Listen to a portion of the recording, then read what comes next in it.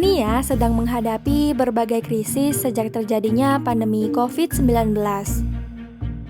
Setiap hari kita menyaksikan dan mendengarkan perkembangan pandemi COVID-19 yang semakin memprihatinkan melalui berbagai media.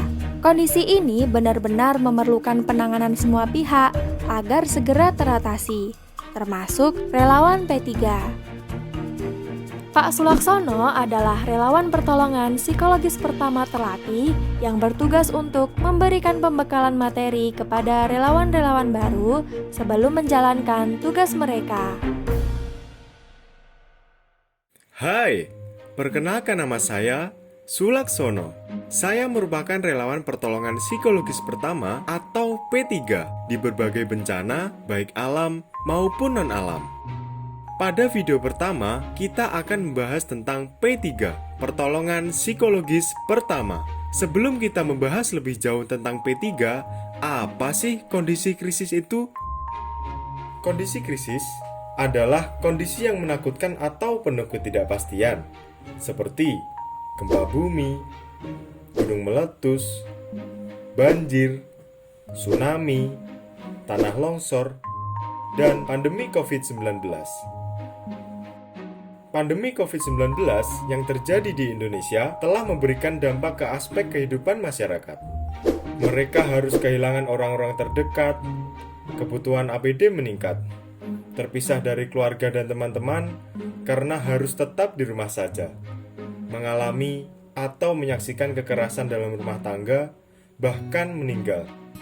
Sehingga banyak dari mereka yang merasa ketakutan dan merasa khawatir. Dampak lain yang timbul adalah banyak pegawai yang terkena PHK sehingga ekonomi keluarga terganggu. Dan adanya konflik dalam keluarga menyebabkan suasana menjadi tidak harmonis, serta adanya stigma dari masyarakat sekitar menyebabkan mereka merasa tidak mendapatkan dukungan. Pemerintah telah melakukan berbagai upaya untuk mencegah penyebaran COVID-19 dengan menyiapkan protokol kesehatan seperti cuci tangan, jaga jarak fisik, pakai masker, dan menyiapkan APD untuk tenaga kesehatan. Pemerintah juga melakukan upaya kesehatan jiwa dan psikososial, salah satunya dengan program P3, Pertolongan Psikologis Pertama. Jadi, P3 merupakan tindakan awal yang dilakukan kepada seseorang yang menderita akibat bencana atau krisis seperti pandemi COVID-19. Jika mengalami masalah fisik, maka mereka akan diberikan perawatan dan dipenuhi kebutuhan dasarnya, seperti pemberian makan, minum, dan informasi. Lalu, menghibur mereka supaya mereka merasa tenang, menghubungkan mereka dengan penyedia informasi, dan memberikan perlindungan kepada mereka agar terhindar dari hal yang tidak diinginkan. Seorang relawan P3 harus menjadi pendengar yang baik. Inti kegiatan P3 adalah bagaimana kita membantu mereka merasa aman, merasa mendapat dukungan, dan mampu mengatasi masalahnya.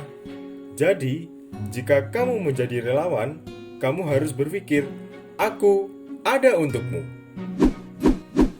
Lalu, siapa sih yang bisa melakukan P3? Yang bisa melakukan ini adalah orang yang sudah dilatih.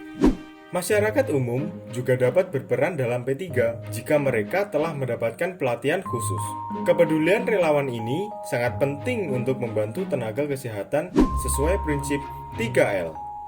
Look, melihat, listen, mendengar, dan link, menghubungkan dengan otoritas bencana di wilayah. Relawan P3 akan mendampingi dan membantu sesuai tugasnya. Jadi, jika seseorang membutuhkan perawatan khusus, mereka harus ditangani oleh ahlinya. Misalnya, dokter, perawat, psikolog, dan tenaga kesehatan yang lain. Pelayanan P3 dilakukan hanya kepada mereka yang membutuhkan saja. Kita tidak boleh melakukan pemaksaan. Layanan P3 lebih difokuskan kepada orang yang cedera atau sakit serius dan perlu perawatan segera, orang yang sangat terancam nyawanya, orang yang sangat terpukul dan tidak bisa merawat diri dan keluarganya, atau orang-orang yang berpotensi menyakiti diri sendiri dan orang lain.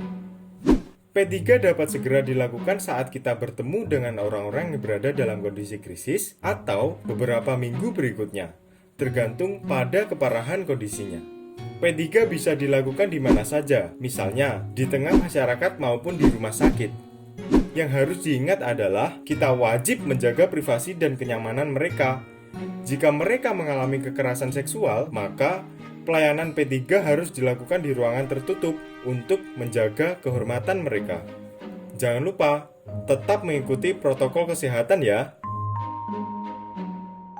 Bagaimana? Sudah paham ya? Pada situasi apa P3 bisa diberikan?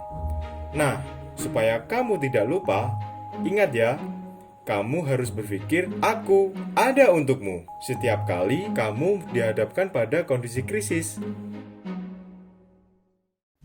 Persiapan apa saja ya kira-kira yang harus kamu lakukan untuk menjadi relawan P3?